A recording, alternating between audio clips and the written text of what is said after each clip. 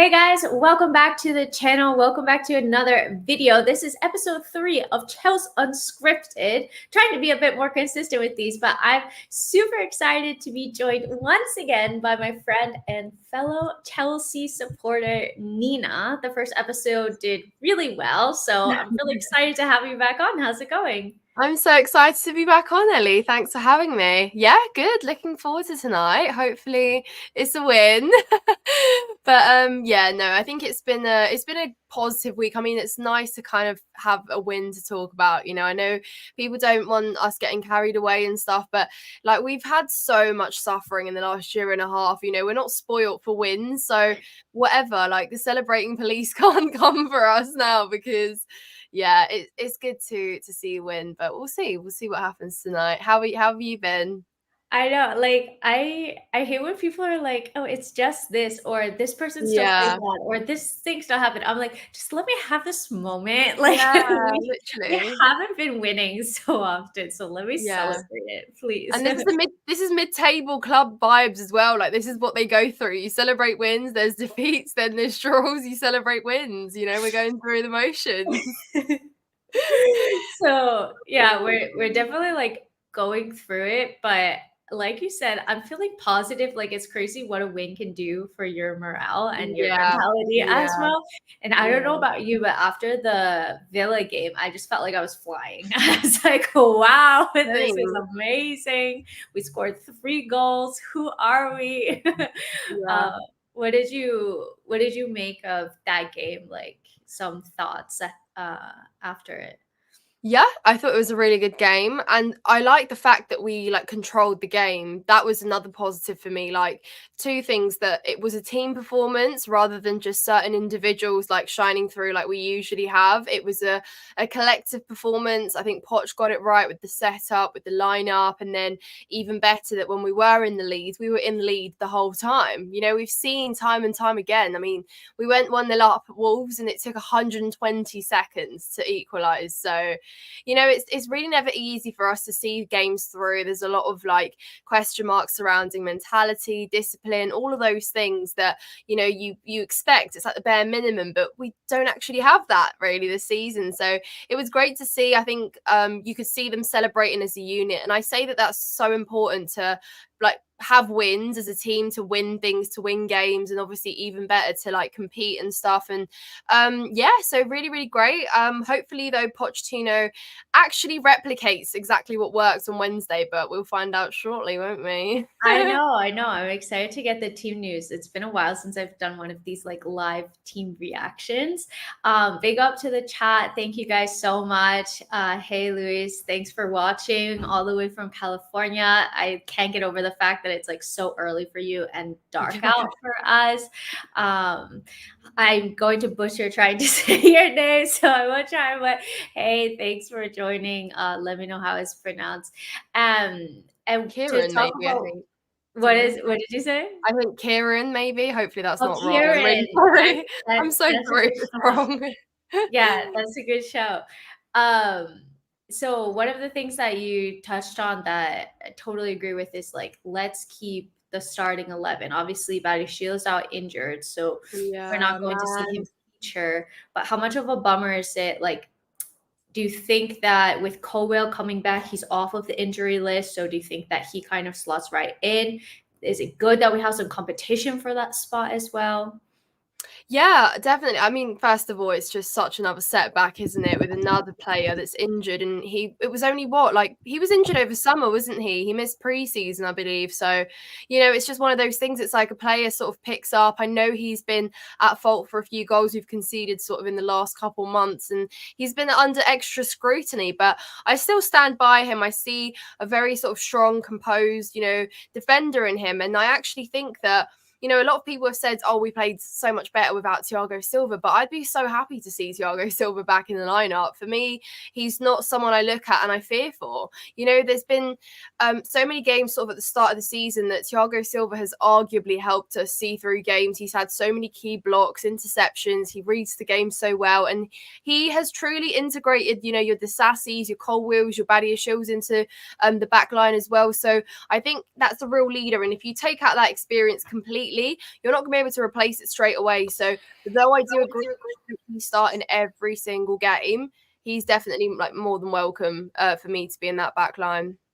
So do you think that has been maybe a case of him being overplayed? Like maybe we need to Yeah. protect him a bit, like how we did with Conte last season. So kind of pick and choose when you're playing Thiago Silva. Yeah, and do you know what? A lot of people have said he shouldn't be playing this many games, but I don't think it was ever in the plan to have him play every game because, like I said, Badiashile was injured during pre-season.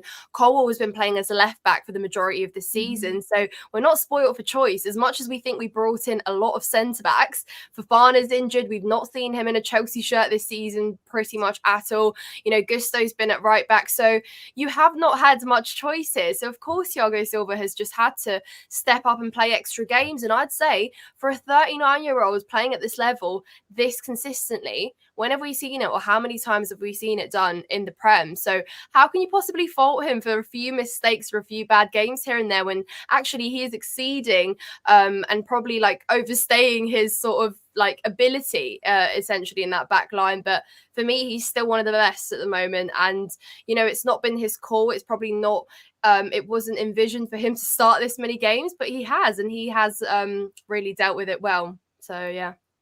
Yeah, I want to know like what his key is because I'm 29 and I don't think I can ever be in Yeah, I'd that be literally physical on dead condition. on the pitch. Totally. And one of the other talking points that I saw over Twitter that I was kind of contemplating as well was, do you think that maybe Chelsea switched to a back 3/5 with Thiago Silva to kind of give him that extra protection in center back? Because like you said, like I kind of don't think that he's been performing as bad as I have seen people claim that Yeah. he's been performing. But I did think that the back line looks so strong. So then I'm like, okay, I kind of need more data, more information. I need to see the team with Thiago Silva and without Thiago Silva more so that I can kind of like make a conclusion off of that. But do you think that we're going to see that lineup anytime soon?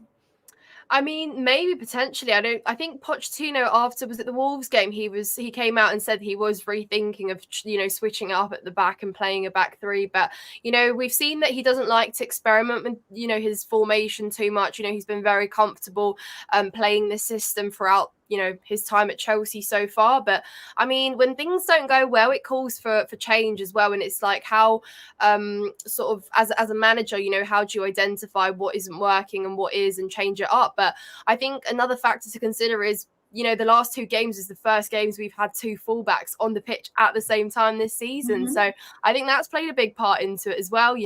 Now that we do have Gusto and Chilwell as well, I think they both do move up creatively as well. They are very involved in attack. That was very limited. Even when your Alfie Gilchrist was at right back and your maybe Levi Cole was at left back, your game moving forward has been so much more inhibited, and they have been exposed, on counters and stuff. They haven't been able to track back as well. So those are the scenarios where Thiago Silva has also been very exposed because, it's much easier to kind of deal with an error that's made by a centre back as opposed to, those fullback positions. So yeah, but again, I think time will tell whether he sort of experiments with that straight away. I don't think we see it tonight, but maybe a food for thought moving forward, definitely. Yeah, I think like coming off of a massive win and arguably having one of, if not your best performances of the season versus Aston Villa, with that formation, I would be surprised to see if we suddenly change to a back 3-5. And I wanted to highlight this comment here, thoughts on Gusto, because I think he's been so underrated this season.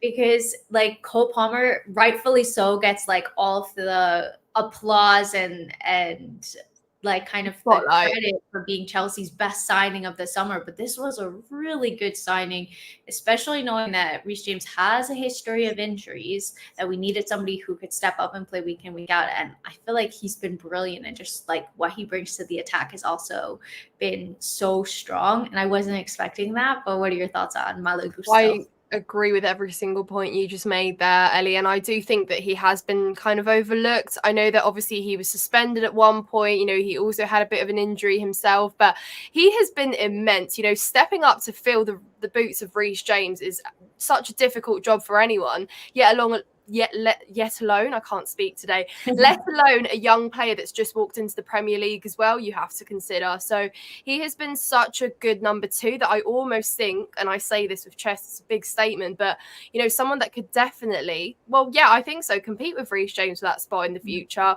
because he has been so good. And creatively, look how many crosses he gets off in a game. You know, he does defend, but he can also give you that element that Reece James does, where he will get off crosses in the box, find the odd few players there. And for me, I like that. I don't want someone that's always going to play the back pass, or always look for the sideways pass, or always look for the safe pass. You need someone that will bring you those risks. He's been great. I think his interceptions as well, he's not scared to go in for a tackle. Maybe a little bit too actually a bit too confident sometimes. Like, don't get yourself another red, Gusto. But yeah, I think I said this in one of my last few videos, that if recruitment did one job right, it was bringing in Malo. So 100%, we would have been absolutely screwed, Ellie, if he didn't come in. What are you doing? Yeah, like probably playing Disasi at right back. And I don't think that he's done a bad job at right back by any means, but he's not a right back. So obviously it's not going to be the same performance that you get from Gusto. And I really like the point that you made, just saying like, this is the first time that Chelsea have had like 2 fullbacks on, like also, like that's actually mad. And I saw a crazy stat that was like, Reece James and Ben Chilwell have only played together like 11 times since the Champions League final or something like that. That's mad. Which I think speaks like a lot to the injury problems that Chelsea have had, and just like the struggles that Chelsea have had, because in that Champions League winning campaign, I thought that those two were totally integral to the system, and just like the flying fullbacks or wing backs have been super important to how Chelsea play. And without that, we've been super limited. So I thought that that was interesting, and it's good to see that we have like 2 fit fullbacks at the moment. The other point that I wanted to talk about was the attack, because I really liked that front 3 of Madueke, Palmer, and Jackson kind of all interchanging. Could throw in Kunku in the mix as well when he's fitter. But what did you make of that front 3 and Raheem Sterling getting dropped? Oh, I'm so happy. I'm not an advocate for Raheem Sterling, absolutely, but I guarantee you, I said this, 98% he's in the lineup tonight. You know, honestly, like, call me out if I'm wrong, but I think that Poch is bringing him straight back in. And do you know why? It's because he almost feels the pressure. I think he was one of the first signings made under the new ownership. He costs so much money. His wages are the highest, most extortionate. He's got to be the one that's more senior, apparently, more experienced in the team. So they almost kind of have to play him. I say they because it's, you know, the whole club collectively has taken this sort of decision in the last years to bring in someone that's supposed to be Prem proven. And I still would argue he's not lived up to that. You know, some of his worst performances, he still managed to get a goal or an assist. And because he gets the G&A occasionally, you sort of just let him go a little bit. But if you take away those the goals, the assists that he's got, and you just look at performances for what they have been, it's so poor. It really is so poor. You have to call it for what it is. But yeah, enough negativity. No Raheem Sterling, please. Jackson, I thought Jackson looked so much better on the wing. I think he looks so much better when he comes from deep. You know, he's a lot better at sort of holding the ball up and then bringing other players into play with him. And I think when he's a lone striker, he's too isolated. And I think he overthinks it. When he receives the ball, he knows he kind of has to get a shot off, or he has to like take a touch, and then the next one has to be a shot. Otherwise, you're getting dispossessed. And I almost think with that pressure, he struggles. But, you know, it almost looks like he's got more time when he's on the wing. He assesses his options. He's got, you know, players that he can wait to sort of crash into the box to be able to cross for. But again, though, that isn't really an option for me, because that means Nkunku has to play up top, and I don't fancy Nkunku up top. I've been wanting to see Nkunku in the number 10 ever since he came into Chelsea. I said, when we kind of said last season, like, we had no creators, did we, Ellie? Like, who was creative on our team? No one. You know, we've literally gotten rid of every single one in our midfield. But it's true, like, we didn't have creators, we didn't have playmakers. Even if we argued that we had the forwards, we didn't have anyone to create for them. Now it's almost the other way around. Now we do have the creators, let's use them. I thought Palmer would come in and be a 10. Okay, fair enough. He's a great winger. He's great on the wing. Not a good false nine, though, is he? But I almost want to see that. But in order for that to happen, Gallagher has to be dropped, you know? So then you've got kind of all these question marks of how you sort of piece the front line. But I guess, yeah, maybe try what sort of worked on Wednesday. It was good. But again, I think Nkunku's going to give you so much more if he's in a playmaker role and he plays behind the striker, so he serves one. Otherwise, who's creating for him? Gallagher? Yeah. So what would your like ideal front four-ish be? I'd like to see Nkunku in a 10. So no Yeah. Gallagher in this team. This is a hypothetical team I want to try out and see, you know, how it can be. But I'd put Nkunku in the 10. I think Noni can play on the left. Noni Madueke can play on the left. I'd have Palmer on the right and Jackson up top. I think that could work. I know I did say that he's not as good as a striker, but we need a actual number 9, and obviously that wasn't addressed, so it's going to have to be Jackson, because I don't really fancy Palmer or Nkunku up top. But I think like the thing is as well, like what we saw versus Aston Villa was that they did interchange, so they were like kind of all making overlapping runs and changing position as well. So maybe even if he's playing as a striker, that doesn't necessarily mean that he always has to be in that position. Like maybe he could be switching at some point.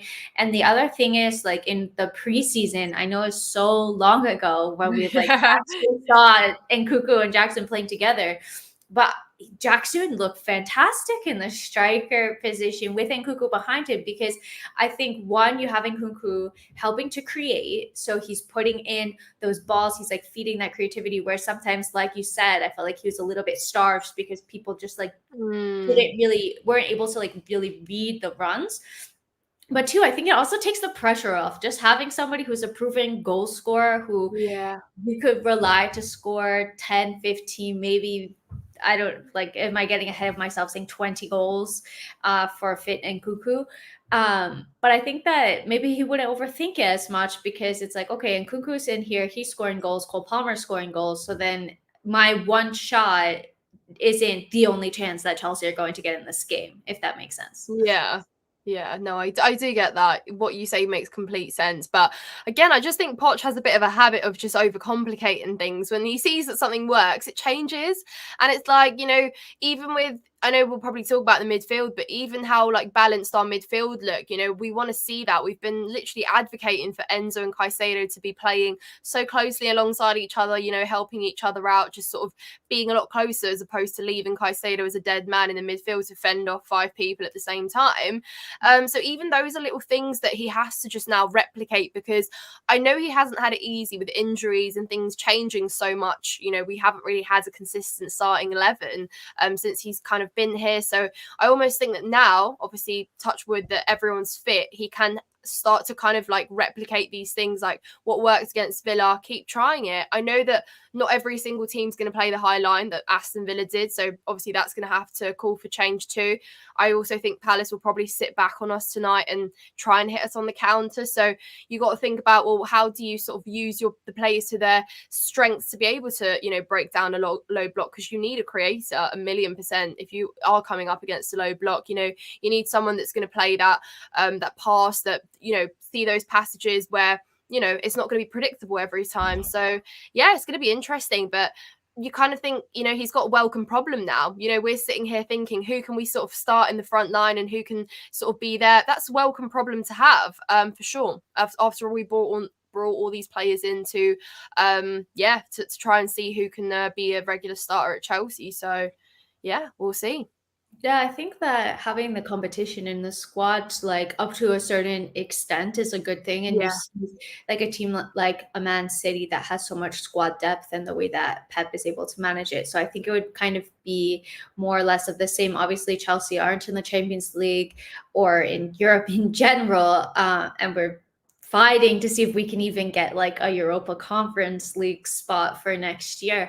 But we're still in the cup competitions. So there is going to be opportunities and rotation. And I think it kind of pushes the players more to perform. And I think a perfect example is Mudryk, that he wasn't getting called upon. He was injured in the summer.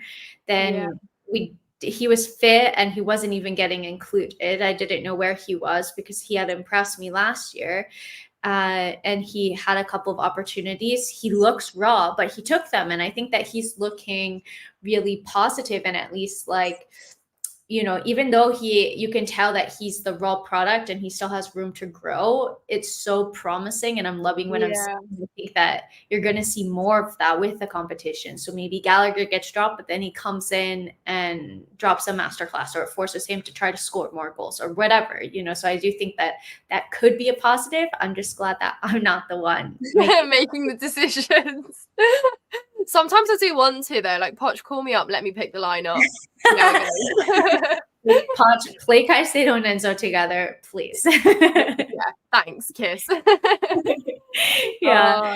Oh, so thanks to everybody in the comments who's being active. I hope that you guys are enjoying this stream. Definitely make sure to subscribe to Nina. She puts out awesome content and it's been absolutely blowing up recently. So definitely make sure to check her out. And yeah, ask us questions in the chat so that we can talk about it. Thanks so much, Brian. Thank you for tuning in. Really appreciate it. Hopefully we can make it 2 wins in a row. Let's see. So what would your starting 11 be? Like, we talked a little bit about it, but let's get the whole 11. Cool. So here we go. So Gusto at right back. Then I'm gonna go.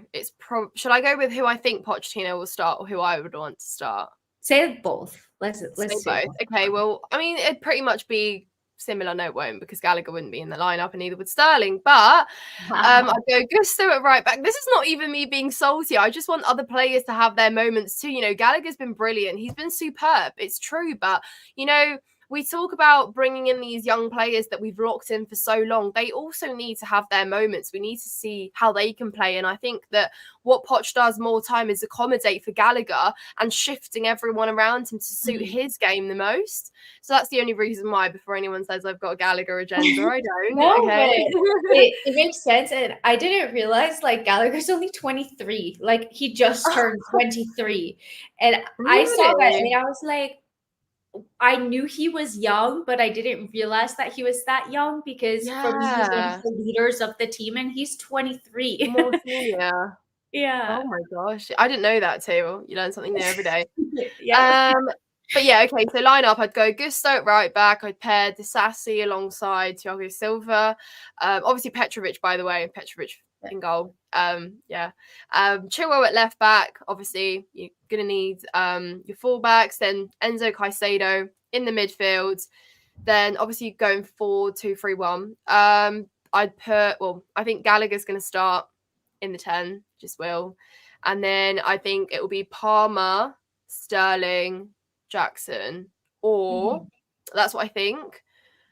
Or no, but I just don't see him dropping Sterling for this one, because my theory is that he rests Sterling for cup games as he does Gallagher, because they're the more senior players and managers rest there. You know, they're good players for those games, considering we also have City and Liverpool next, which he's absolutely going to want Sterling playing in. So it's almost like he's kind of, giving him that rest, letting him recharge, because he's going to use him then.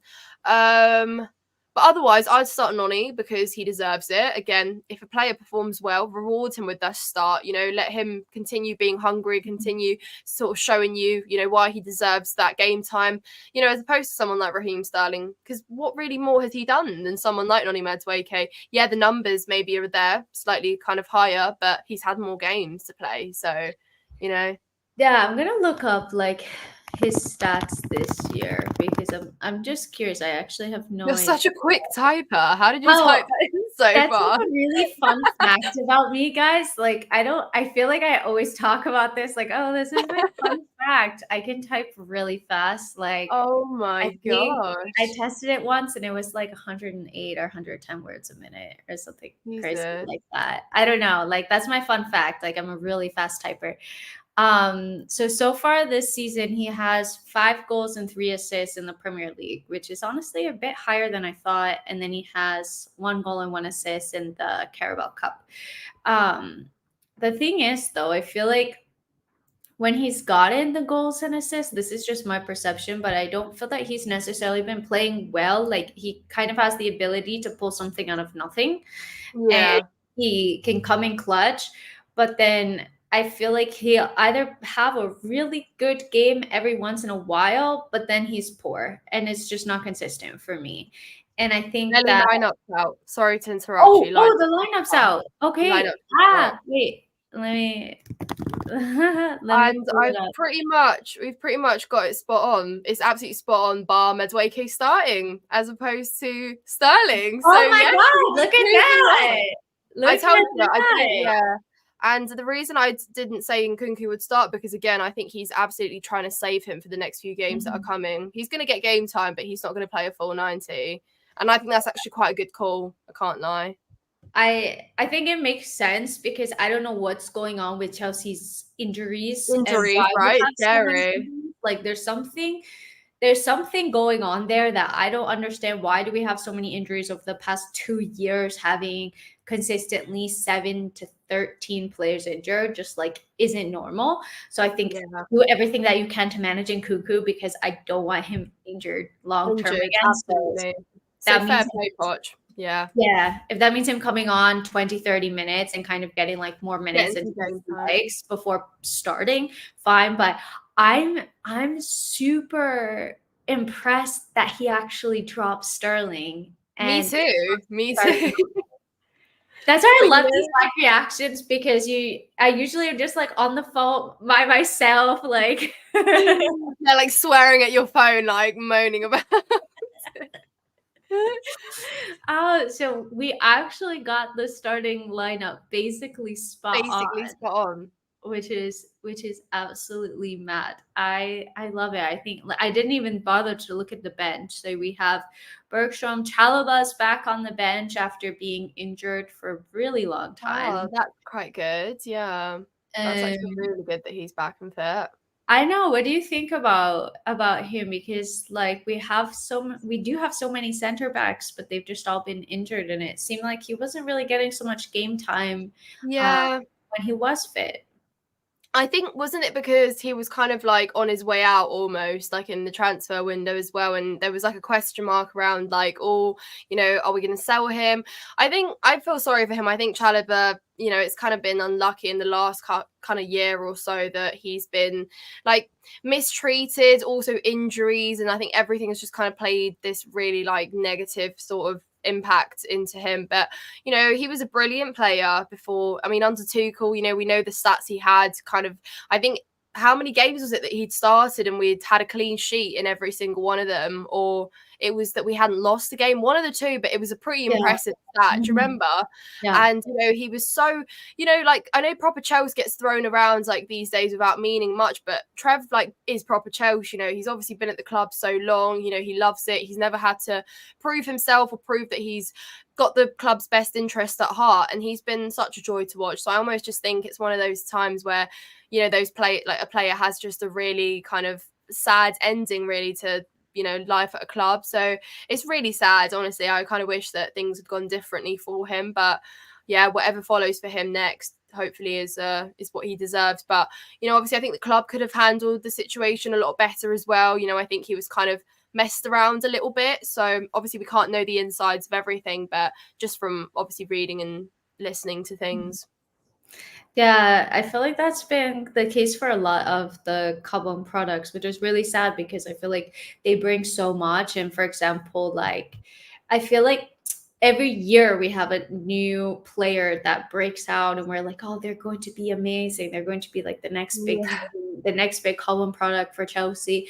I'm glad that we at least saw Cowell like starting and then we held on to him this year. But like for example, Alfie Gilchrist, like I think that he looks amazing and I just love his energy, and that's something that Cobham brings you because they know what it means to play for Chelsea. They've been playing for Chelsea since they're kids, and they're always going to put 110%, and sometimes that's even better than that little bit extra skill, in my opinion. Like bring on the mentality and just like the warrior spirit. Yeah, no, I so agree with you. But yeah, I guess we'll see. I mean, it's great to see that he's on the bench, though. I had no idea. That's really surprised me that he's on the bench tonight. So, I mean, whether he comes on and off, it'd just be nice to see him there, wouldn't it?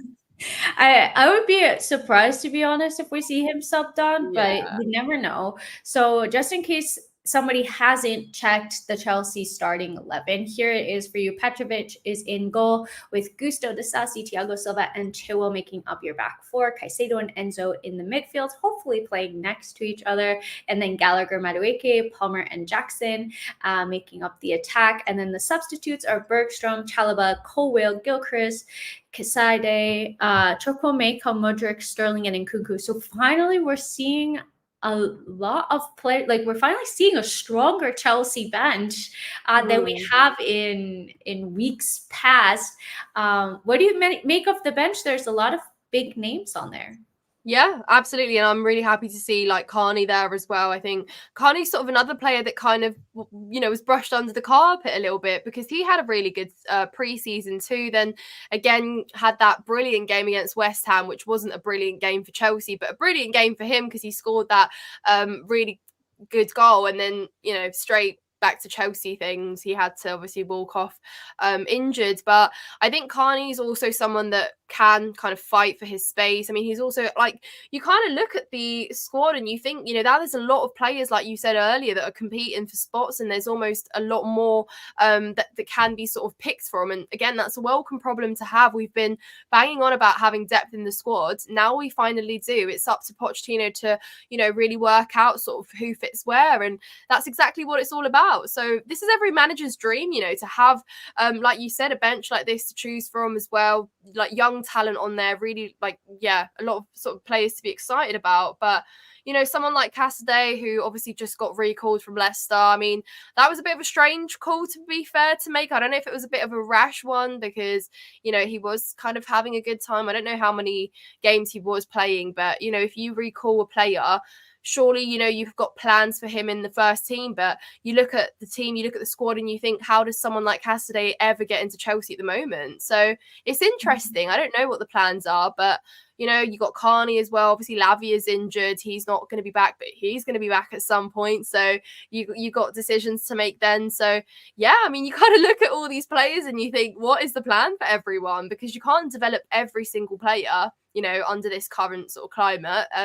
You have to sort of have a structure in place where you don't stunt anyone's development. You still find a way to make these players good, because they're ours for forever pretty much now, like for next 10 years.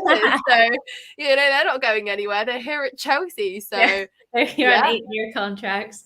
Yeah, totally. And I think that might have been, I don't know if necessarily a mistake that the new owners made, but it felt like they bought a lot of players, a lot of young players, and I don't know what the plan is, because I don't know like how you can realistically incorporate all of them into your plan for Chelsea. And these are just some of the players. Like, there are a ton out on loan or coming to Chelsea in the next year or two that have signed pre-contracts. So I'm kind of interested to see that and kind of what happens. Maybe it's just a profit situation. I don't know. But I'm just looking at the comments here. Saying, I'm so excited 2029 is our year. Like, in 5 years. Well, all the players will be hitting their prime then. So maybe we'll be back to winning the league, winning the Champions League. And just wanted to say thank you to Michael for subbing to the channel, coming from your channel, Nina. So really appreciate it. Hope that you guys are enjoying this video and our chat and analysis as well. So one of the other players that I wanted to ask you about is Mudryk, because he's on the bench. He hasn't really been able to break in. And now, after we saw like Jackson starting at left wing and do a really good job at it, do you think realistically like he has a chance at getting back in a starting position?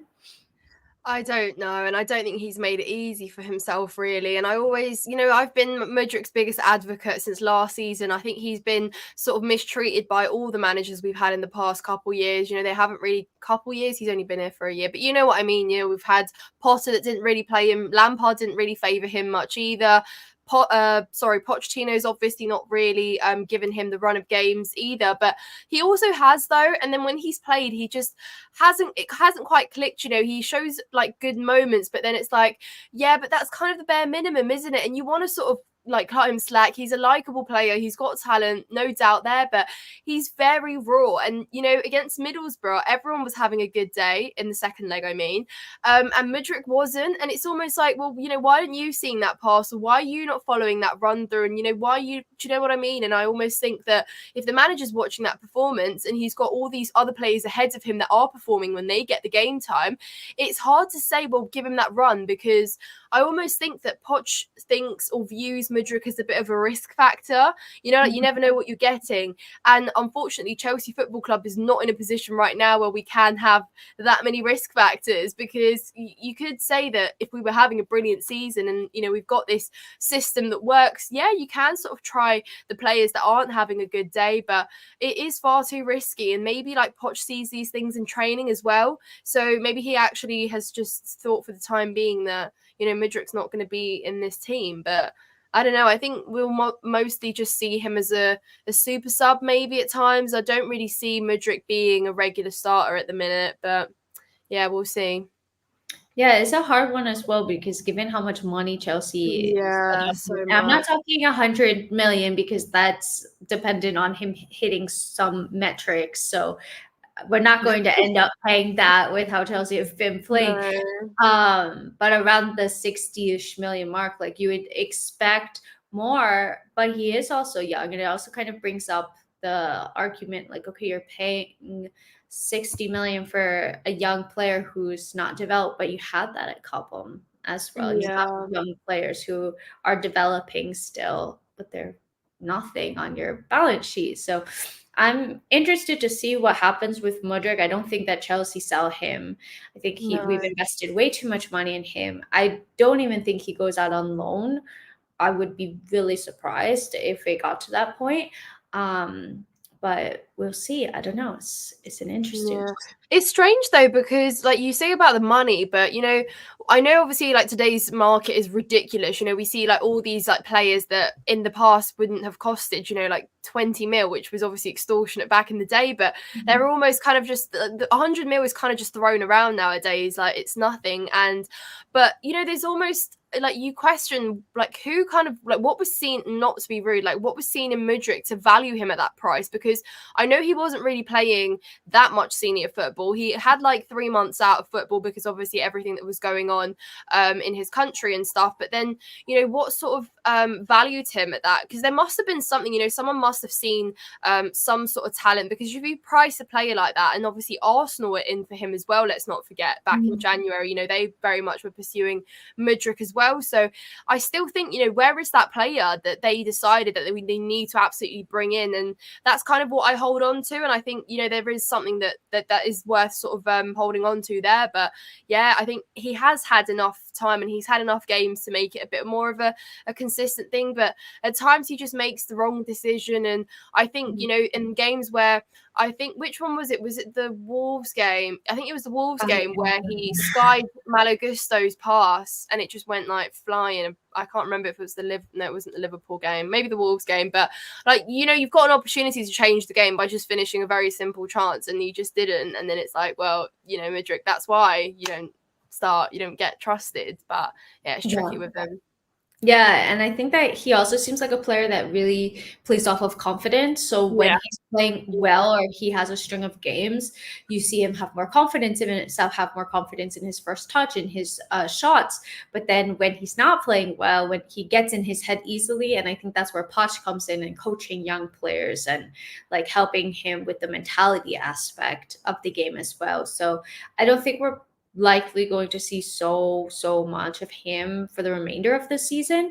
But I'd like to see how he gets on in preseason and maybe what Chelsea's business is like potentially if we sell somebody and then he has more opportunities. I don't know.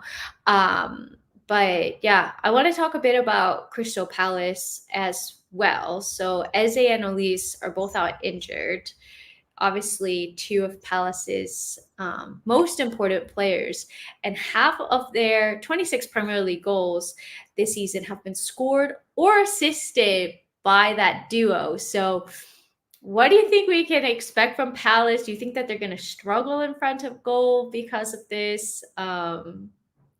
Can Chelsea take advantage of them being out?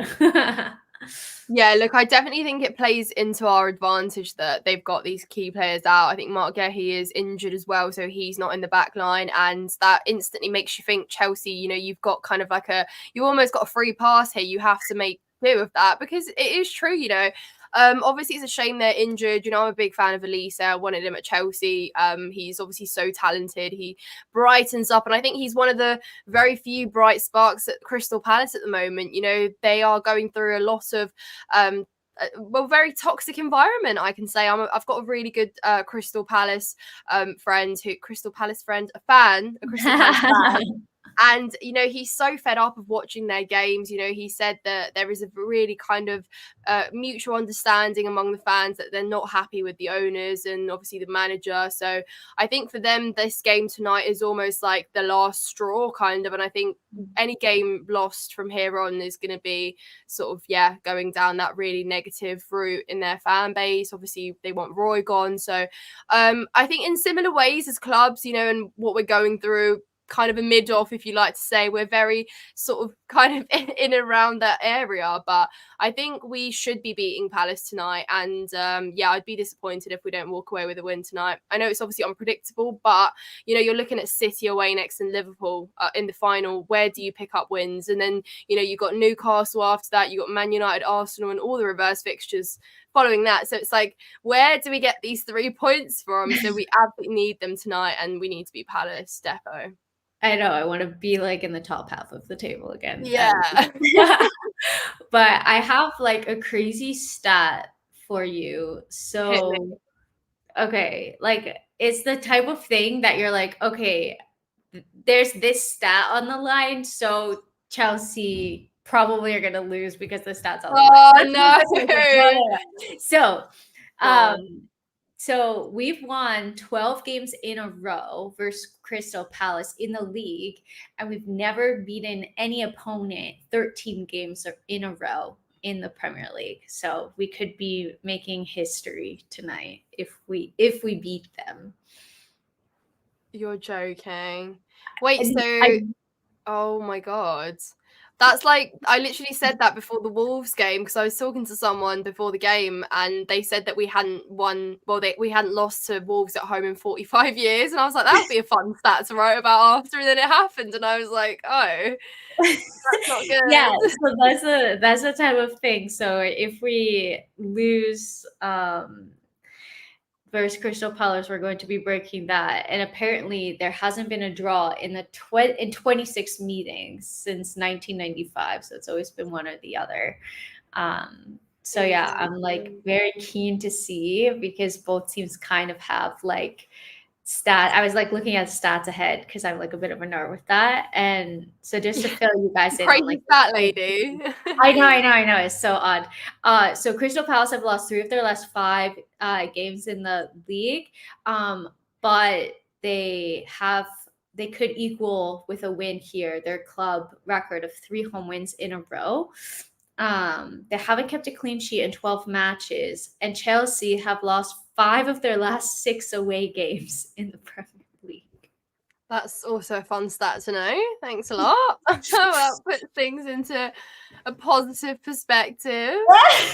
But we could win and make history. Yeah, make that narrative, right? Remember that really good goal that Gallagher scored at Selhurst Park last year? Oh, the 2-1.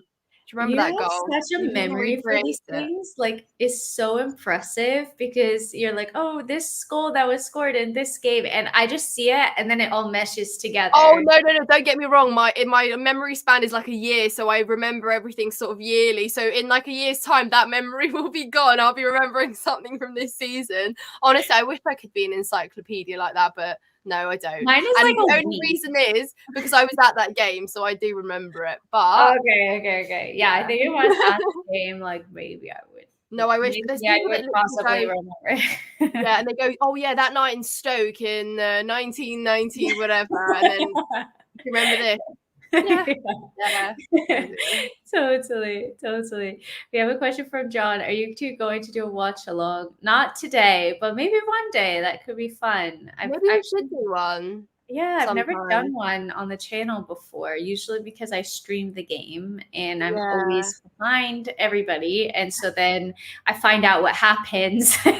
Yeah, I also feel like I would be very conscious of how I react to the game if I'm doing it on the screen. I, you guys, normally I react like a maniac when we score, or I Yeah, don't react at all because I'm scared that it's offside, which is yeah, really depressing. But yeah. cool, guys. So, Nina, before we head off, what's your score prediction for the match and who's scoring the goals? Oh, that's hard. Okay, Ooh. I'm gonna go two. I'm gonna go 2-1 Chels because I don't think we'll keep a clean sheet, but I think we will do enough. I don't know. I also want to say 3-1 because I have a good feeling, but I'm gonna go 2-1 because I don't want to get too, ahead of myself. But I think, oh, this is hard, Ellie. I never do score predictions because they go so terribly wrong. I think it's the only one I've ever gotten right. Yeah. Who should I go? I'll go. You know what? I'll go Jackson to score a goal. I'll back him to score. Nice. And then I'm thinking we score from a set piece or something because how are we gonna break down their low block? I'm gonna go Thiago Silva header set piece. Oh, that's a good one as well. Yeah. My gut is telling me 2-0, but I feel like that's like That's extremely good though. Go for it. risky. I think I'm gonna go for a 2-0. Watch Palace like score first now. Um, but I just like for my own sanity, I really don't want just like the one goal between us and having a panic attack in the last Oh, 10 to 15 minutes yeah. of the game. Like I would love a straightforward, easy Chelsea win in this match. And I have a feeling like if we can at least get that first goal, maybe the floodgates could open because then they're Yeah. going to need to come out of the block a bit. So let me know in the comments who you guys think are going to score. I I would love like a Palmer hat trick for my fantasy team. Oh, that'd be amazing. Have you captained him? No, I haven't. Yeah. But I just like did so poorly this week that I need points from You somewhere. need to.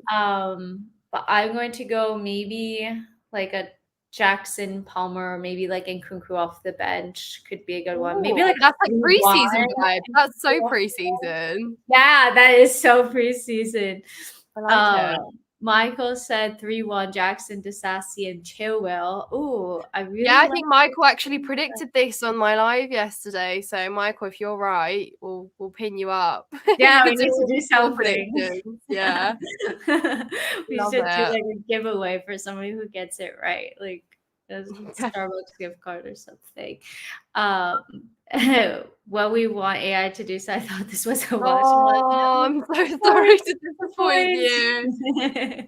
The end aside, we should do a watch along soon. Yeah, that would be super fun. We'll have to do it maybe for like one of the games that's like I don't know. Well, any game I'm going to probably have a lag, but that's fine. Like I just won't read the chat as much, or I probably will and Yeah. just get the goals ruined, but it's fine because then I can prepare myself mentally. So it's all good. Yeah. John says, I think Gusto to score today. Hopefully we just have like a 4-0 win, and that would be I love how you've just gradually gone from 2 to a hat trick to I 4-0 know. again. I just like watch us Let's do lose an like Arsenal. Let's do an Arsenal and win 5-0. yeah, Let's yeah, do yeah. that. Please. I'm just like gradually getting like a clean sheet and like 5 goals. But yeah, guys, I hope that you enjoyed this video. We've been going for almost 50 minutes now, which is absolutely insane because it doesn't feel like we've been talking for 50 minutes because it's just been super fun. So thank you guys so much for tuning in. Make sure to follow Nina, sub to her channel. You have it in the description box. I tried tagging you in the title, but didn't fit with like YouTube's limit of It's 100 a pretty long name, so it's okay. It's pretty But long. Nina, thanks so much for joining me once again. Let everybody know where they can find you. Thank you so much. Love being on. Yeah, well, my socials are all different, but if you go to my YouTube channel, Nina's Chelsea Corner, All of my different social medias are linked there too. But if you can help get me to 4K, guys, that'd be brilliant. I mean, I'm still far off, but just subscribe if you want to listen to me. No, you're gonna get it. You're gonna get it like before the end of the season. So, guys, Nina's at for YouTube is in the description box. Nina's Chelsea Corner. So definitely make sure to sub to her channel and sub to my channel while you're at it as well. If you're enjoying the content, we'll be back with a match review tomorrow morning because your girl goes to bed freaking early, and I can't do the 11 p.m. match reviews anymore. No, that's so That 1 hour is just too much for me.